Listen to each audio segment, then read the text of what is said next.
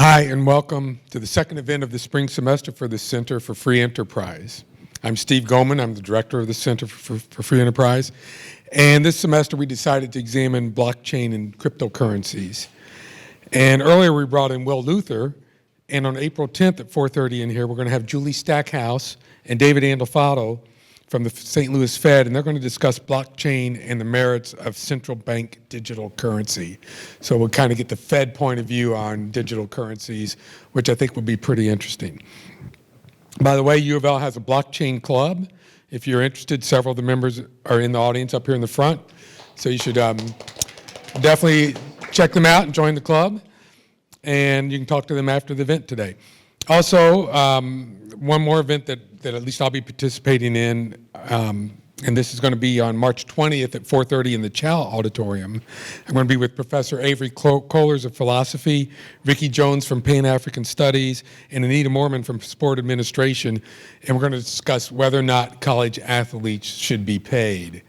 And there's been a lot of change in NCAA and other rules since we first came up with this idea last year, but it ought to be kind of an interesting talk. All right, as you came in, you should have received a survey about today's program. Please take a couple of minutes to fill that out and let us know what you think. We use your comments and suggestions to plan our future programming. And also, if you're here for class requirement, you must completely fill out the survey to get credit for being here. So, Bitcoin's a decentralized cryptocurrency without a central bank. Also, many early enthusiasts thought Bitcoin was a way to separate money from the state.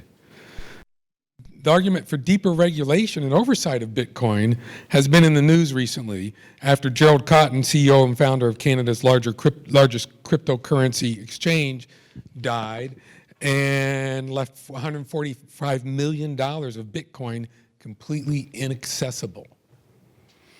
And in another area, regulators at the Security and Exchange Commission argued that Gladius Network broke laws by selling digital tokens, even as one of its commissioners at the SEC said the SEC misunderstands crypto and doesn't know what they're doing.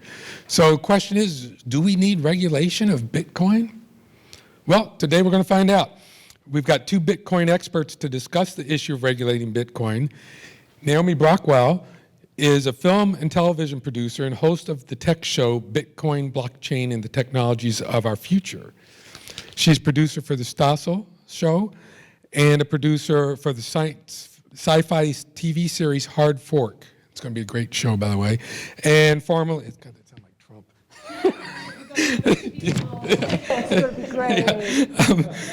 It formerly produced for Fox Business Network and Fox News Channel. Naomi is co-founder of the Soho Forum. She sat on the advisory council at the Mancow Economic Education Foundation, was policy associate at the New York Bitcoin Center from 2013 to 2015, and has been making videos about Bitcoin since 2013. Check them out on YouTube. Sasha Hodder is an attorney at DLT Law Group, where she focuses on the virtual currency sector. She helps her clients navigate the growing regulations surrounding cryptocurrency.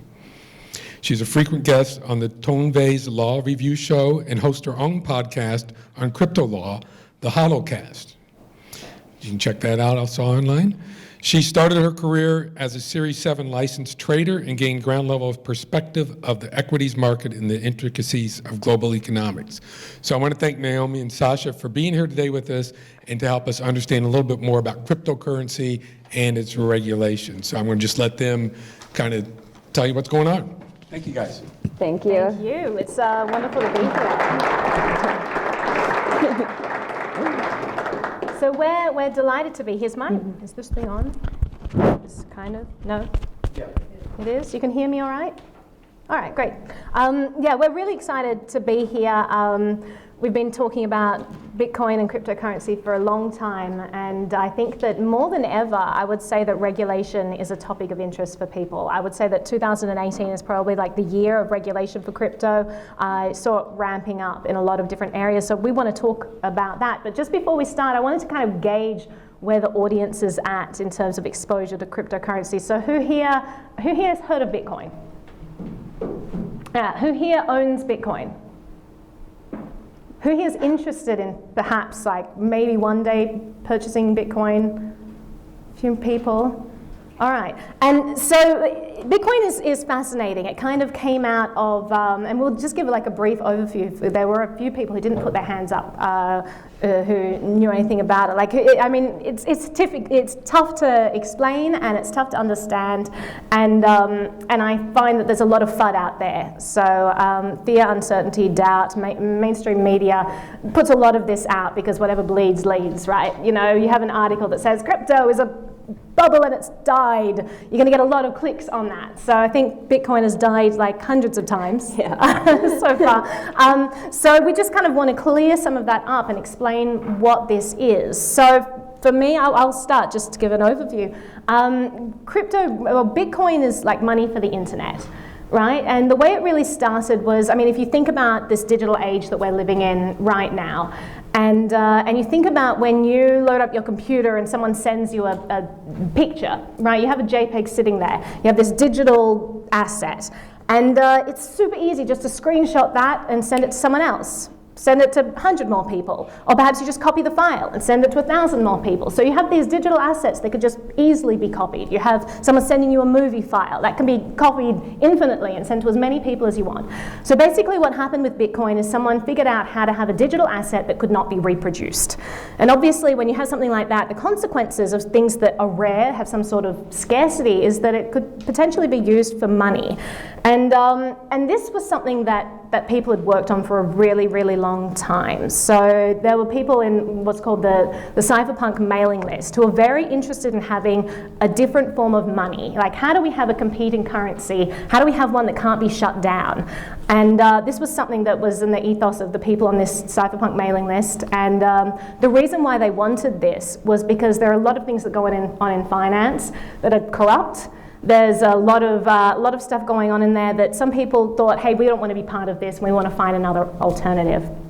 Now, what happened prior to Bitcoin, if we look at the history of this, is, and then we'll go into like regulation after that, but what happened prior to Bitcoin was you actually had a lot of digital currencies that were created, and a lot of alternative currencies, and a lot of currencies backed by gold, and like all of these things. And what happened every single time was either the government shut them down because there is a centralized focal point that could be shut down, and the government said, we don't want a competing currency, or they failed because they didn't have a good network effect. No one was going to accept, you know, Naomi coin, because they're like, I don't think I could sell this again. No one else is going to accept it. You know, this doesn't work as money for me. So there were lots of precursors that just didn't work. And then Bitcoin came along, and someone called Satoshi Nakamoto wrote this white paper where they figured out, first of all, how to make a digital asset that couldn't be reproduced, which was the first time anyone has been able to do this, and it's a real revolution. And they figured out how to have a decentralized system, which is, again, huge. If you think about precursors that have been shut down because there's a central focal point, meaning that, say, there was a company that the government could say, oh, we're shutting down the X company, right? We're going to put the CEO in jail. Like, there's a focal point that could be shut down. Bitcoin is a system that can't be shut down. That's huge. It's a decentralized system, and it's fascinating because it's not just a decentralized system that could be applied to cryptocurrency. It's a way of decentralizing trust, which can be applied to the way corporations are built, which can be applied to the way, you know, we keep records, we keep data, we have medical records, we have land titling. There are all of these different applications, and really the killer app right now, the biggest application we've seen, is the first application that Satoshi came up with, which is cryptocurrency. And so this is kind of how this thing evolved. A lot of people trying to figure out how to do this, and just sort of to finish off like this history of where this came from. When you had the first Bitcoin that was ever created, Satoshi wrote into the code. He wrote January 3rd, 2009, at the Times, which is the name of a newspaper in England. Chancellor on the brink of second bailout for banks. So Bitcoin was a solution, but it was a statement. What was happening at the time of 2009, or the precursor when Bitcoin was created, like 2008, a few years before that, you had a huge amount of TARP bailouts. You had the government bailing out giant financial institutions that should have known better, and you had taxpayers footing the bill. What happens when the government prints a whole bunch of money and gives it to these banks? Well, the money that you're holding in your pockets becomes devalued because it's not as scarce, right? So this is like a hidden tax that was applied. You had someone called Satoshi who said, listen, I'm going to work on a solution to this, because no longer do I want the control of my money in a centralized institution where it can be devalued so easily. I want to have financial sovereignty. I want to have financial autonomy. I don't want my money in a bank account where they could just steal a certain percentage of the assets, like what happened in Cyprus. I don't want my money in a bank account where the government can just print so much of it and devalue it, like what's happened in Venezuela, or what happened in Argentina, or what happened in America in the 70s, and may happen again, because to be honest, we don't have control over what happens to the US dollar.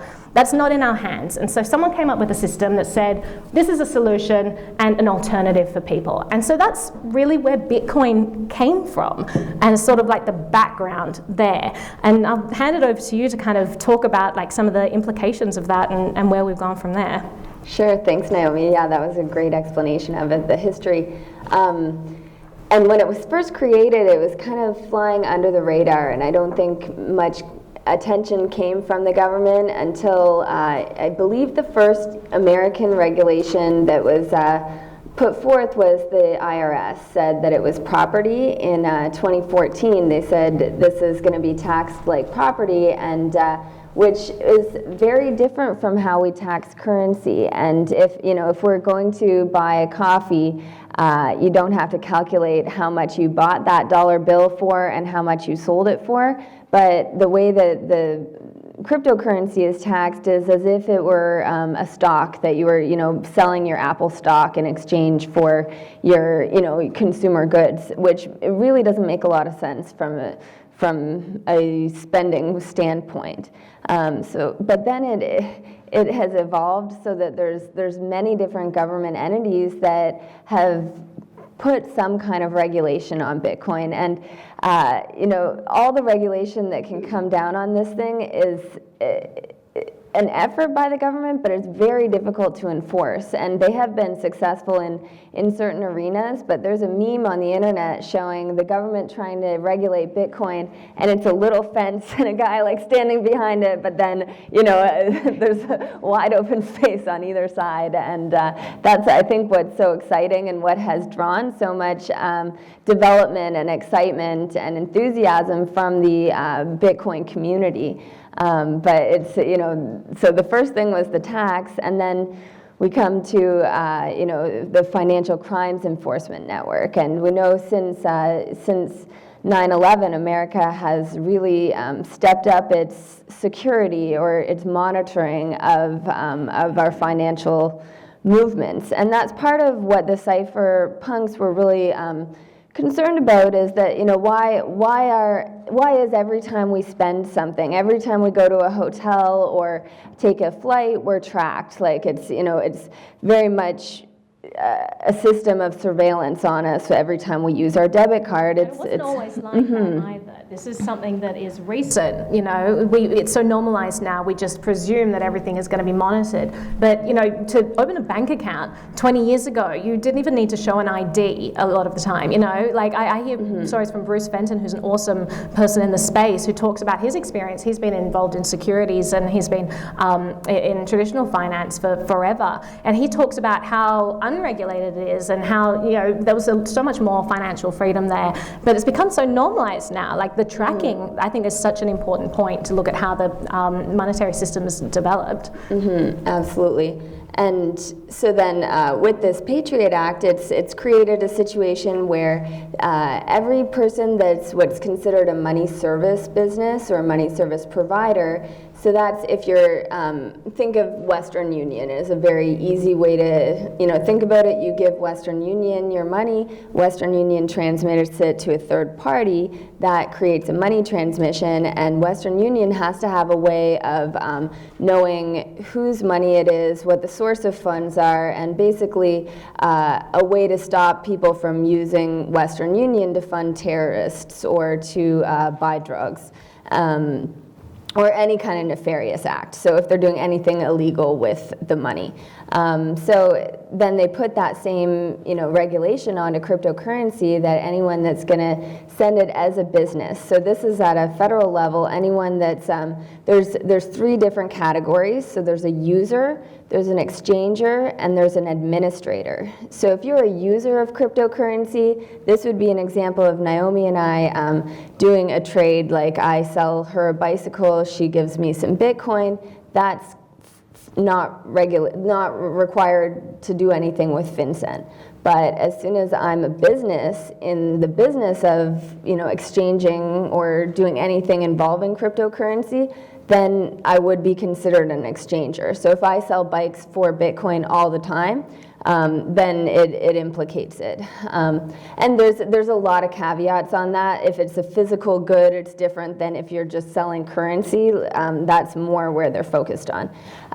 Then you have to have a compliance program in place, and you have to be able to know your customer, and you have to have an anti-money laundering program, and that's what the government has said. And if you're an administrator of cryptocurrency, so if you're a fund creating your own coin, then you also have to have this this federal regulation. And there haven't been a ton of enforcements around it, but there have been a few. Or a ton of clarity. Yeah. So one of the things that's been happening in crypto that, since the early days, I know a lot of people who started businesses, maybe they'd start like an online gambling site or something for cryptocurrency, or they'd be selling money, or they start an exchange, and there's just no clarity from the government. Because we're dealing with a completely new asset class that we're yet to wrap our heads around. And I think that when you're talking about like all of the traditional financial tools and FinCEN and the IRS and all of this, what we need to keep in mind is that we have something that was specifically engineered to exist outside of this financial infrastructure. It was literally engineered so that it was decentralized, couldn't be shut down, wasn't part of this traditional system, didn't need a middleman, all of this stuff. And what's happening now is you have a ton of regulation that's saying, oh, how do we shoehorn this into this thing here? And what needs to happen in the space is our understanding needs to evolve, and we need to realize that perhaps the traditional structure, it can't support this new types of assets, because we have all these different types of financial tools now that it's really hard to shoehorn into this traditional system, right? And why is that? Like, first of all, let's look at all the different things that you have now, not just like currencies, but you have all these types of derivatives and securities, and we have things that the government doesn't know how to classify. Sasha mentioned at the start that they're classifying it as all different things. Some people were classifying it as a commodity, some were classifying it as a currency, and there's all this debate in different government sectors about this, because we're dealing with something entirely new that the government doesn't quite understand yet. And what we're seeing is them trying to figure out, okay, so how do we, if we want anti-money laundering to still apply to this, if we want know your customer laws to apply, how do we do this with an asset that is kind of outside of our control? And how do they do it? It's at the on and off ramps. So when you're converting from your bank account, like if you're converting from cash into cryptocurrency, that's where they're trying to assert their, the companies that are doing that are complying with tracking who's, KYC, like know your customer. You have to input your information when you're buying it on a place like Coinbase or certain exchanges. But other exchanges that are maybe domiciled outside of America are not adhering to those rules. So it's kind of a balancing act. The companies that are here, a lot of them are in compliance. Like we recently saw Coinbase acquire a blockchain tracking company called, is it Neutrino? Neutrino. That had, the team that they acquired, they paid, what was it, $13.5 million for these people that were supposedly experts at what's called chain analysis, where they track, if you purchase Bitcoin, they'll look at where that Bitcoin has gone in the past and try and decipher what people you've been associated with. And they've started creating what's called a whitelist and a blacklist. So certain people are okay to transact Bitcoin with, and other people that maybe have had addresses associated with the Silk Road, or are from a country called Iran, or anyone that's on a terrorist list or associated with some nefarious activity, their accounts are flagged. So then if you have any dealing with those accounts, then these blockchain tracking companies will likely flag your account too. And then that's something that we should talk more about as well, about the fungibility of Bitcoin and about some things associated with that. So let's talk about that anecdote of when. Are we taking? There's someone with a question too. We'll ask questions. Okay. Get questions in a second. We just want to kind of give you a broad sense of where we're at the moment, and I'd also love to talk about the philosophy of should Bitcoin be included in the system. That's a question we can ask. But what's happened is the idea of Bitcoin. I mean, I don't know where to start with this. So essentially what happened is the Department of Treasury, right? They put out a list that said we're blacklisting a bunch of addresses and a bunch of coins and saying, you can't associate with these people, you can't get money from them. They're taboo and off limits. And that doesn't sit well with a lot of the people in the Bitcoin community. So, I mean, you have two strains of thought here. You have one strain that says, listen, we don't want bad people doing bad things. If we can find a way to stop them and track them and stop them getting resources, then great. And on the other side, you have people saying, listen, we live in a giant surveillance state where every single transaction is monitored and surveilled, and finally we have a tool to get outside of that system. That's what we should be using this for. This is a tool for financial freedom. And we're seeing this conflict of these two sides playing out right now. And what happened when the Department of Treasury put out this list of addresses, you had like hundreds, thousands of people just spamming the addresses. Like as soon as the Department of Treasury said, these are off limits, do not send any money, you had all these people, like thousands of people just sending microtransactions, sending like 0.0001 penny to these addresses with notes attached, because you can put data in the blockchain saying, like, F you, Department of Treasury, freedom, long live autonomy, all these things. So I doubt anyone said long live autonomy. No one said that. But you get the general sentiment of what's going on, because we're really seeing a clash right now, and we're not quite sure which way it's going to play. But what we are seeing develop is this very strong regulatory environment where the government more and more, like the SEC is getting more and more involved, IRS is getting more and more involved, FinCEN is getting more and more involved. But then you're also having technologists who are developing better tools. You're getting better privacy coins, ones that can't be monitored as easily. You're getting decentralized exchanges so that people don't have to get a money transmitter's license and be involved with the SEC at all. Everything is decentralized. There's no single point of failure that could be shut down. And we're not sure how this clash is going to end up. And there are different schools of thought on what people in the space should do. Like I interviewed Ron Paul about this, and I actually loved his response. I asked him, what should people in the blockchain space be doing right now? What is your suggestion? There's going to be a giant clash coming up. This is something that gives people a lot more financial power. I mean, you look what happened with WikiLeaks, right? The government said, we don't like this, what's happening. You're exposing these secrets. We're going to shut you down, not by closing the website, but by shutting down donations. They put pressure on intermediaries like PayPal and MasterCard and Visa, and just said, listen, you guys have to stop processing transactions to this website, which they did. WikiLeaks would have disappeared at that stage. They had no funding, they had no vehicle for getting this information out. But then they started accepting Bitcoin, and then they thrived, and then the market went up, because the first bull run we saw in Bitcoin was the WikiLeaks wave, where all of these people came on board and said, wow, this is a way I can still be giving money to something even if the government doesn't allow it.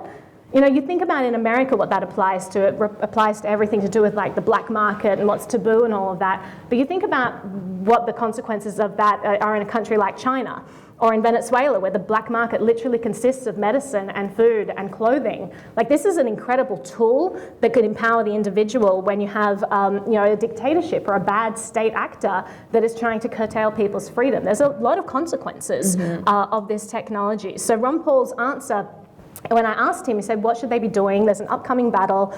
Government's not going to take this lying down. They want to maintain their power, especially if they're like a bad government. You know, there are lots of those around the world.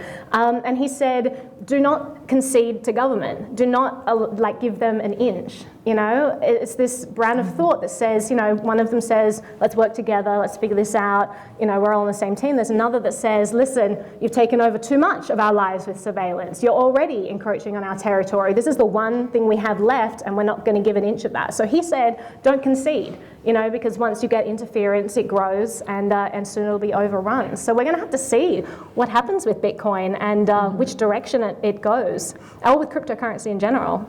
Yeah, I kind of see it going in two paths. Like one where it does comply and people use it as a tool for investments, and it kind of just becomes another method of payment. And then there's the other one for freedom that kind of develops with second layer tools. Like now, we had this discussion last night, but like there's the Lightning Network, or there's new protocols coming that really focus on privacy.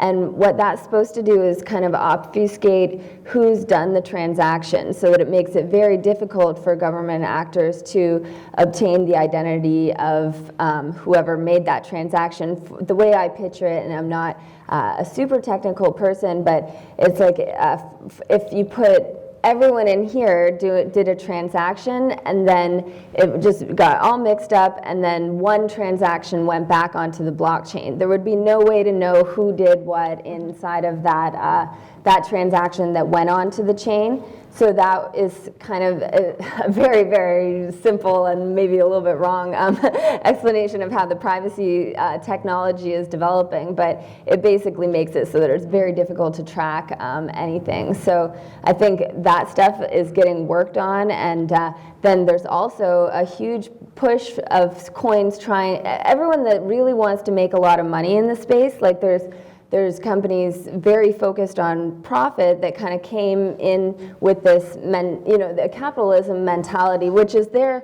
on both sides. But then there's, the people that are running exchanges, the people that did these initial coin offerings, everyone creating their own alternative currency or trying to do some kind of service that helps the market. If they want to operate a business in America, they do have to comply with the regulation, whether they believe in the regulation or not. It's just the cost of doing business if you don't want to get shut down, or ultimately if you want to stay out of jail with some of these regulations. So I think there's a lot of push towards how to make your company compliant, and then there's a second side of this technology that's a push to how to make your technology invisible. So it's exciting watching them both grow up, Yeah, for sure. And I think that it's very important to look at the side of regulation and compliance in a different light. So it's not just a rhetoric of this is clean cut, we're doing good things, we're obeying the law, we're catching bad people.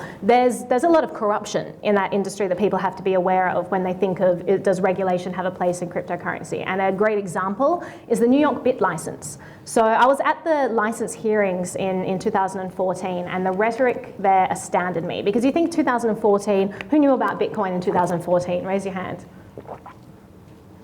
Like very few people, right? It was really small, and I go back to Australia and I mentioned this thing, no one had heard of it. No one had heard of this thing at all.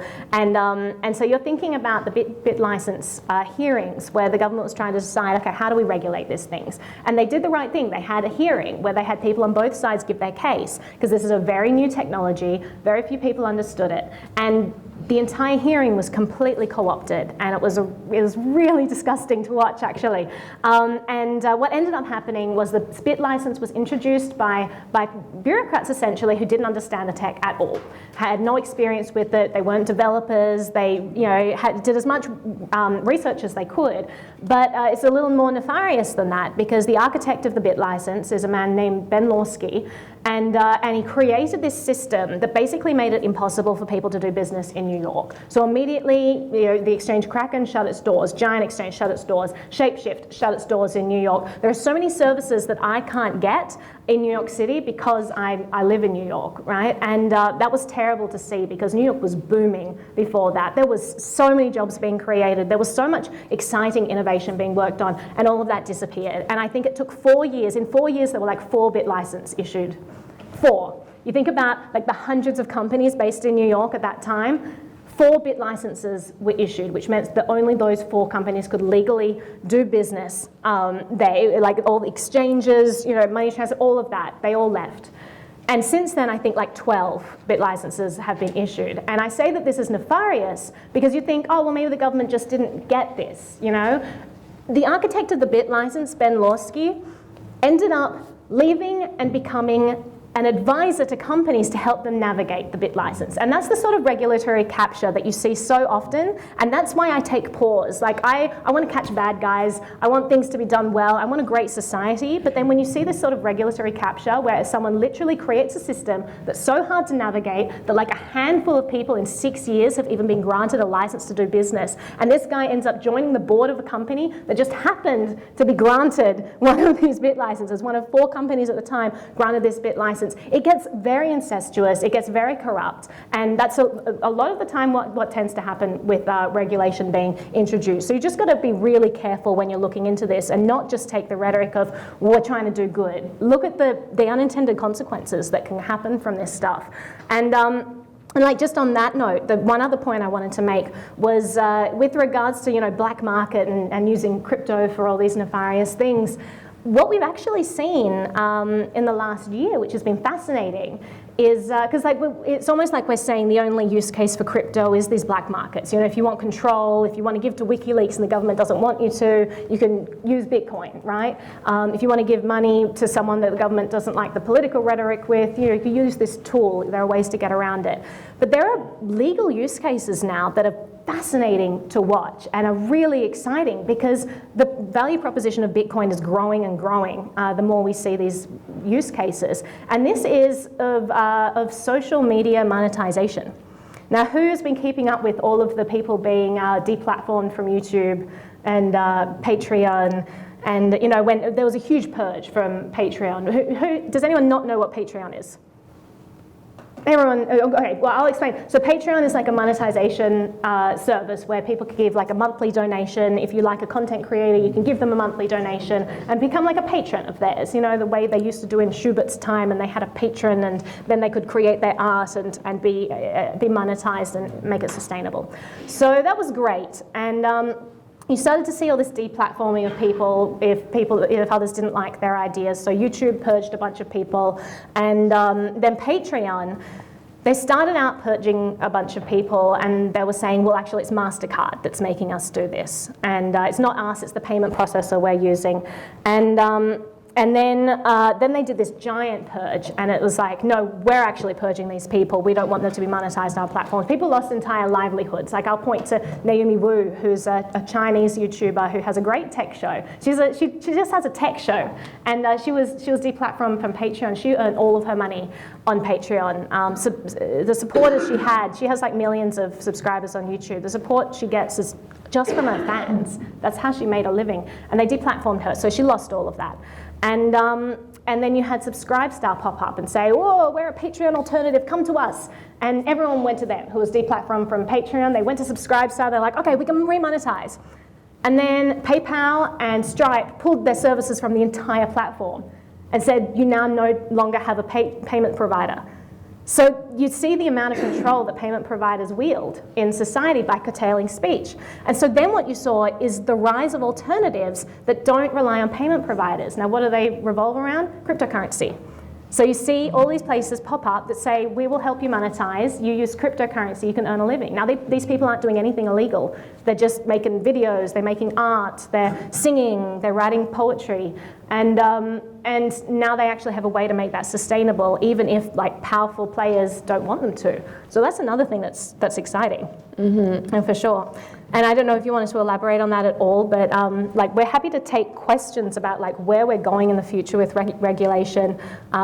Anything about like the what is crypto side. We just spent the whole day kind of fielding those kinds of questions at the meetups throughout the day, which has been awesome. But if you do have questions, line up to the mics there. Otherwise, we'll keep talking about some of the things going on. Oh, and I also wanted to mention, so I have these pins that say the revolution will be decentralized. There's a B on there. And I'll be handing them out at the end. So if you want one, then come and find me. These are made by the wonderful people at humanaction.io, who are actually sitting there in the audience there. But they have like, if anyone's interested in economics, they have like Mises pins and Rothbard pins and like a cool hoodie that I wear all the time that says HODL. And so yeah, check out their stuff, but I'll be giving away these pins. Very kind of you guys to have these if anyone wants some. All right, first question over there. So I didn't have a question. I more so had a comment. Like you said, Naomi, you said the payment providers they have a lot of control. And when you were discussing about Coinbase, I just wanted to comment how you said they had a partnership with Neutrino.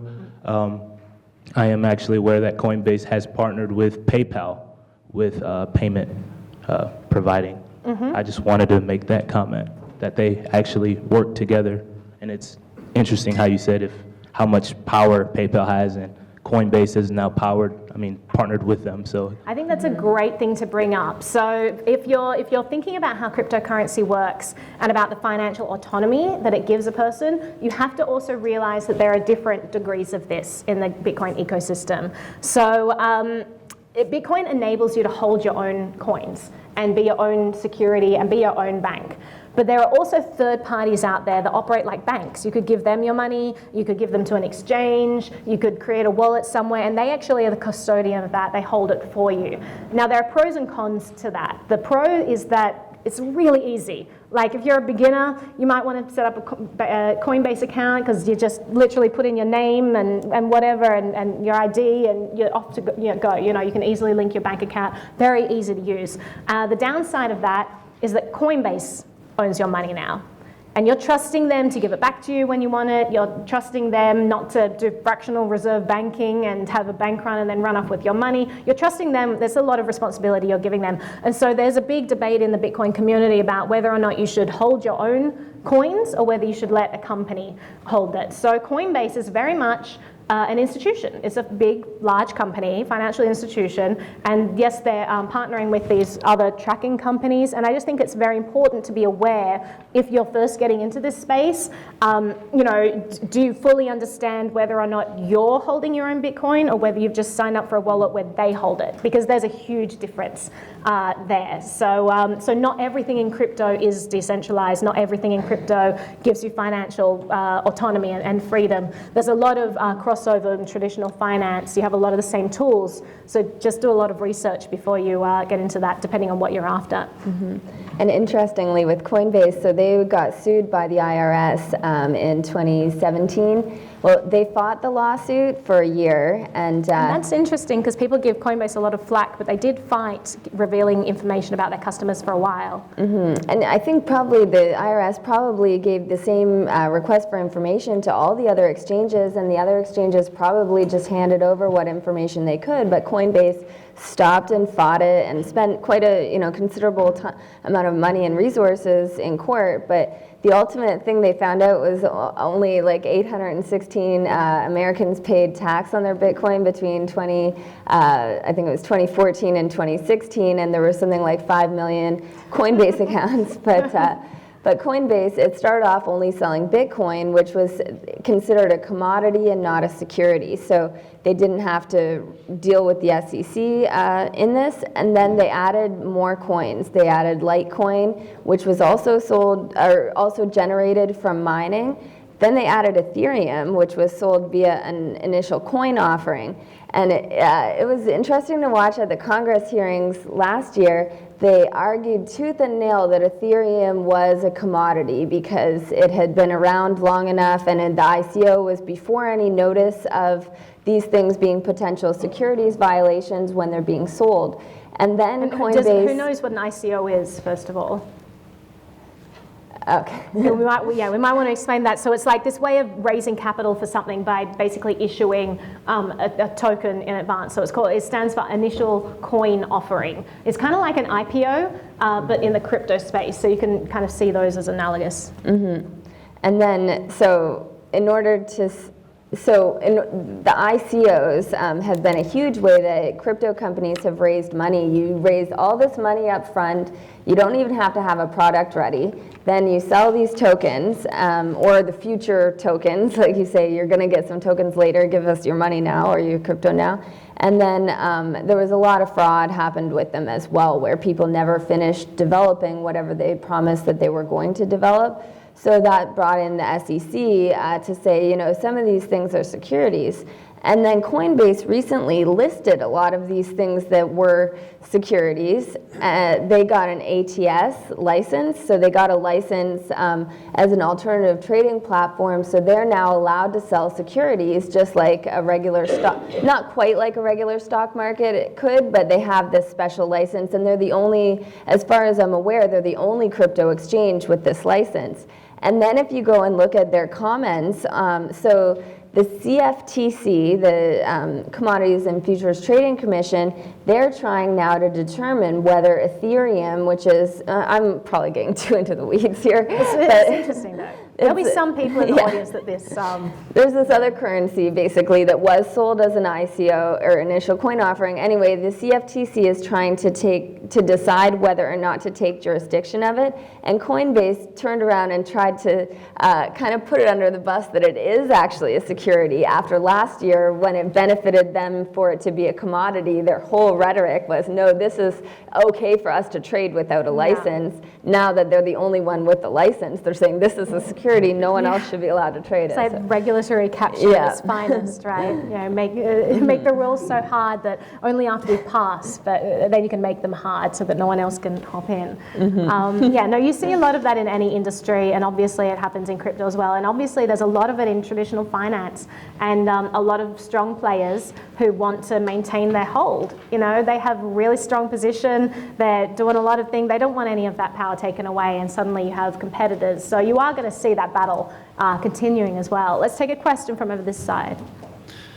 Yes, as far as mining goes, do you see the regulatory on because I'm in the mining portion of it, and there's actually a different market for, say, a virgin coin that's mined full node than if you mine it from a pool, because of the tracking mechanisms and things like that. So, and then without mining, I'm pretty sure the whole system would shut down anyway. So if there's regulatory actions on mining, they could pretty much, in essence, in my thoughts, maybe shut the whole thing down if they shut mining down. So, but when, sorry, go ahead, Sasha.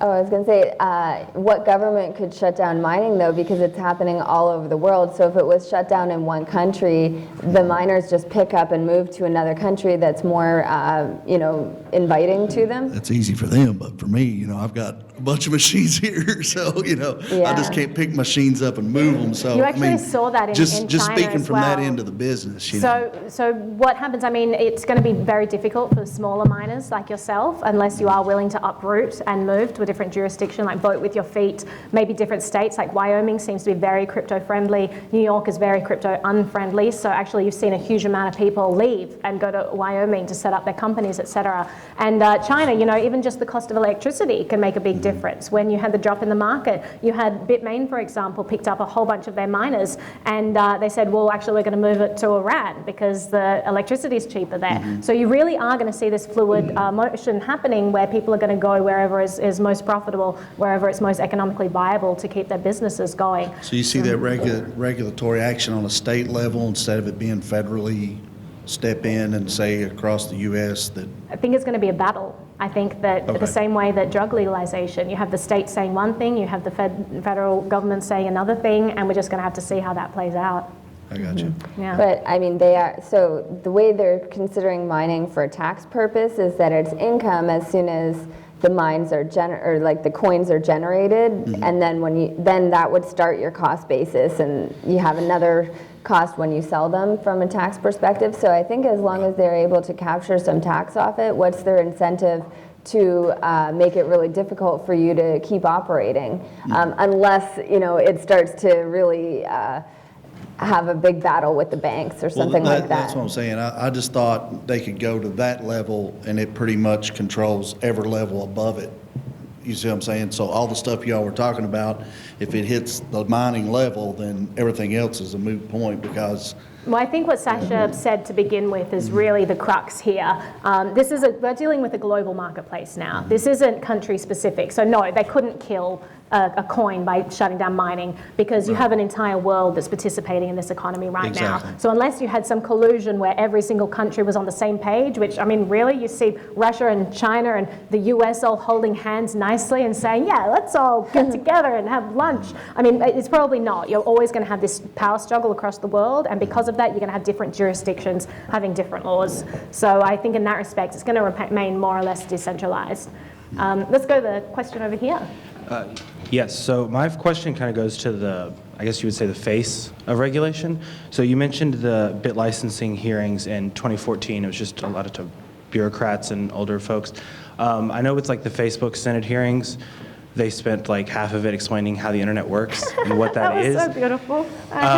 So I was wondering, So how do you monetize Facebook if no one has to pay for an account? It's like, oh, it was you're entertaining. adorable. It was entertaining. But my question is, other than what we see like on C-SPAN or you read in the newspaper, do you all know if like the Treasury Department or these other regulatory agencies, are they realistically like going after poaching, top like MIT, Caltech, places like that, or is it still a bunch of 60, 70-year-old regulators who've been doing this for 50 years trying to get a grasp on what's going on? I would say like the best technologists in the world, I mean, the NSA has a bunch of them, right? It's going to be down to individual preference. Maybe you could have the government offering more money, maybe the private sector would offer more money and people are incentivized by money, or maybe they're incentivized by the project itself. I know a lot of technologists, for example, are incentivized by the open source movement. They would much rather participate in a project, even for free, when they're getting no monetary value, just because they want to see something beautiful created in the world that they want to be part of. So I think it really, you're talking about different departments there, and I'd say on the technologist level, yeah, I think you're always going to have smart people who are involved in some degree. In terms of like the regulatory level, maybe you'd be better off. I'm going to be pretty negative there. It seems like there are a lot of uninformed people. I'm very optimistic. There are some people out there that are doing awesome things, but they're like a handful of people that I'm noticing, but maybe you have a different perspective. Yeah, I know, I agree. When you have the congressional hearings, you see all these different representatives with really vast opinions on what it is. And I think certain groups, like in DC, there's a government blockchain movement, and there's a lot of groups that have really tried to reach out and work with the government. They take a lot of flack in the Bitcoin community because the government movement of it is counter to the freedom movement of Bitcoin, but I think those type of groups have done a good job at spreading the message to certain government officials that maybe there's more to this technology than just a payment service or a nefarious actor trying to, buy something illegal with the money. And so they've put it into the supply chain, and you see people like Walmart, putting lettuce on the supply chain, or all these other types of uses of database and calling it, the blockchain, which it is. It's different. They're private blockchains. But I think because all of that is starting to come up, the government is looking at it and saying, oh, maybe there are some good uses for this other than illegal uses. So it's creating more confusion, but it's probably a good conversation that they're moving towards with that kind of stuff. I also would say that for anyone interested in this is really a call to action for you, because so much of government policy is created not because they're experts in every ordinary field, because they're not. They're relying on people to give them information. The information they get is generally from lobbyists, right? You look at what happened in Wyoming when you had these bills on the table that basically would not allow an individual to actually have ownership of a digital asset. They had this bill that proposed you should always go through this intermediary. It should be a financial institution because we need to protect people. It needs to be routed through them. So they were basically further entrenching traditional finance, trying to entrench it in the world of crypto by saying individuals should not have the right to own these things themselves. It should always be through a broker. And what you had was this amazing group called the Wyoming Blockchain Coalition, led by a volunteer who received absolutely no money from this, but just really wanted to see blockchain succeed, fight this, and they've got a bill through now that recognizes ownership rights for an individual. So that sort of stuff is really exciting, and I would really advocate for anyone interested in this. If you want to see awesome things happening in Kentucky, you know, there are two bills that I would recommend, and you probably know the names of them specifically better than I do, but I would recommend that you write to your representatives and say, these are two things that I'm really excited about, because honestly, they're waiting for information from their supporters, from their constituents. They want to hear what people want, you know, because they want to be re-elected, right? And so if you guys can be vocal about this stuff, then you can actually get good bills through. And you're right, like there is kind of this clash, like maybe we should just ignore government, but the reality is we live in the United States. We have to operate under the United States laws, otherwise you're going to go to jail, you know? So if you're going to be living in that and you don't want to go to jail or risk that, then it's probably a good idea to try and make the laws as favorable as possible to, you know, financial freedom or whatever you want to get. So like it's interesting because there is going to be this, there's a lot of money in the lobbyists for traditional finance. They have a lot of resources, and so it is a bit of a power imbalance there, but great things are being done at the moment just with volunteers and people passionate. So I would advocate, if you're excited about this stuff, get on board, have a say, try and get good laws passed in your state. Thank you. You almost answered it for me, but could you elaborate on some of the crypto laws that were passed in Wyoming? And do you think it's a step in the right direction? Sure. Yeah. You want to go first? Sure. Okay. So yeah, I guess the first and biggest one happened last spring. Well, they passed 5 last spring, but one of the main ones was that they recognized a consumer token, which meant it was outside, that it wasn't going to be regulated as a security, even if it was sold with an initial coin offering, which is different than the federal laws that said anything sold with an initial coin offering is a security. And the important distinction with that is if you're selling a security, you either have to do it as an IPO, which is very expensive and pretty much impossible for a new startup company, or you sell it through something like Regulation D, which requires that you limit the investors to only accredited investors who have at least $200,000 in individual income for the last 2 years, or they have $1 million net worth. So that really limits the pool of options, you know, for people to invest in these companies. And so Wyoming said you don't have to go through that rigmarole if you're going to be here. But then they continued to expand on that with all this custody stuff. So Wyoming at one point had a terrible money transmission regulation in place for cryptocurrency. They were one of the only places that needed it, they were counting it in their as money, so you need a special license to do that, and they needed something like a $1 million bond for the company to get that license. So then they took that requirement off and said that you don't, for crypto to crypto exchange, you don't need to get that license in place. And then they also created a chancery court. So the same way that Delaware has a special court just for dealing with corporate or business issues, Wyoming has created a court that's going to have 3 judges that are well versed in blockchain law, and they'll serve on the bench there. I think I saw it was a 5 or 10 year term, so you can imagine how much they're going to understand the individual complexities of these issues as they come up. And then the other big thing was the ownership. So you don't have to own it through a custodian service. And they did 13 new laws.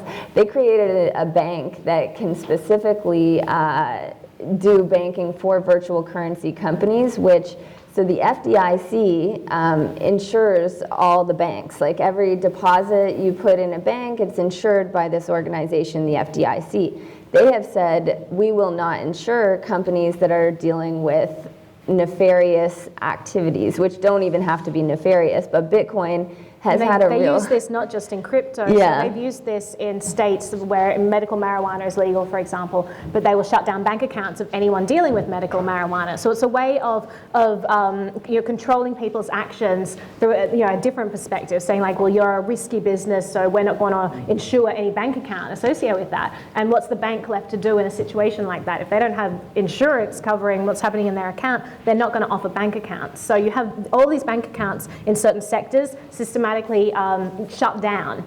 And that's a huge issue. So this idea of having an institution purely for cryptocurrency, it's 100% reserve required, which means that you don't need insurance if there's no fractional reserve banking there. They have all the reserves there. So it's a different business model, and it would allow people to have the autonomy of having a bank account, if the bank lets them, because FDIC can't put pressure on them in that instance, which is really, really exciting. Mm-hmm.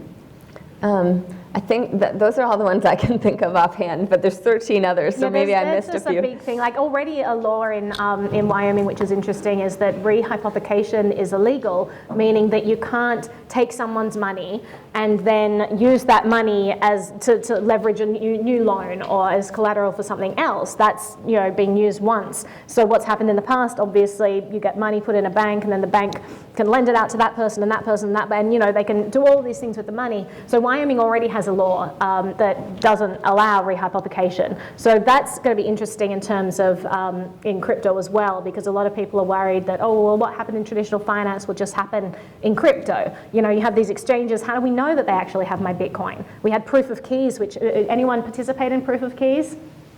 All right, I'll explain what this was. It was this idea that on January 3rd, the idea that everyone, if you had your money in an exchange or like a bank, you should all pull it out on the same day. Like if someone else is holding your money, let's all use January 3rd and pull that money out, because they wanted to test and see if they actually had the reserves there. If they weren't taking in this money and then loaning it out to 10 other people, and I have an IOU that says you owe me 1 Bitcoin, but that's 10 people have the exact same IOU. So if we all pull it out at the same time, this exchange goes bust. So it's this idea of, do they actually hold our assets? And so in crypto, a lot of people are worried about this. They're worried that, and exchanges are doing this. We know that they're doing this. They do have fractional reserves, and they make a lot of money off this. So a lot of people in crypto, they want financial autonomy. They don't want their money to, not be there when they call on it. So this idea of, rehypothecation being illegal, it's definitely works into a crypto ethos, which is why I think Wyoming is so popular for cryptocurrency. Mm-hmm.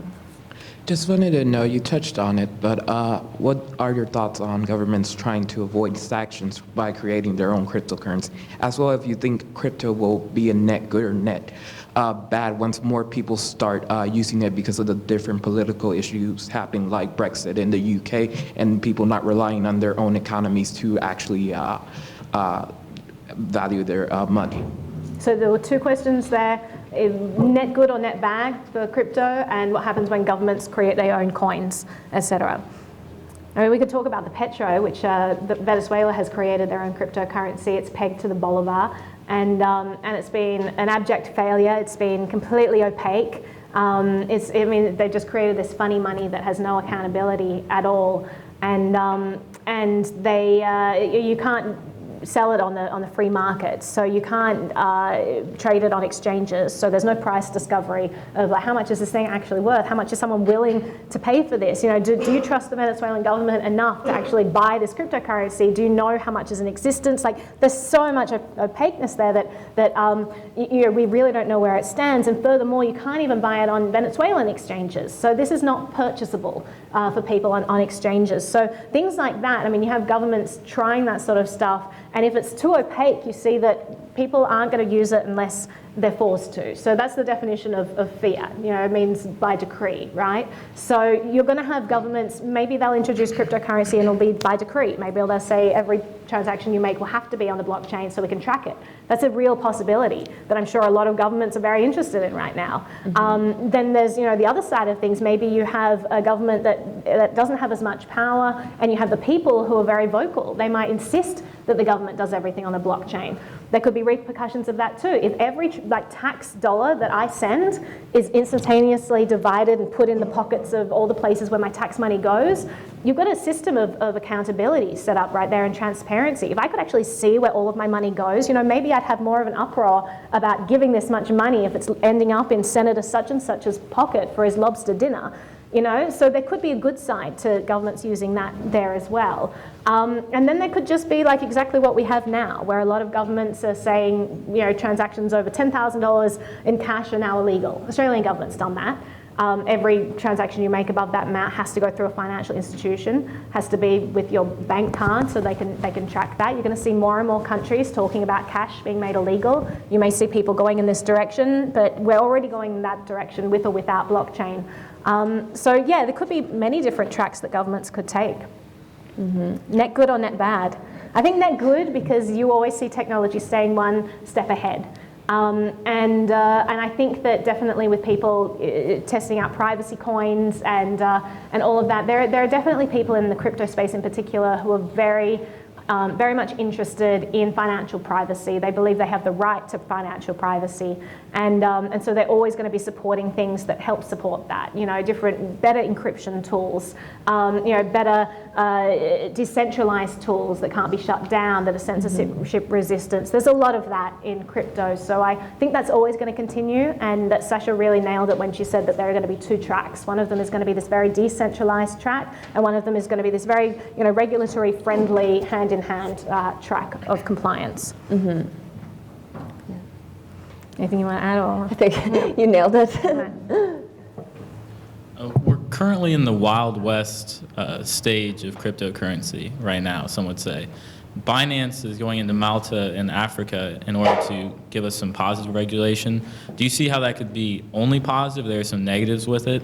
And also, for everybody else, what sites do you use to get your news for like the Wyoming bills and whatnot? What do you use to inform yourself? I use Twitter a lot. I think if you go right to the source, Caitlin Long, she'll do tweet storms about the Wyoming.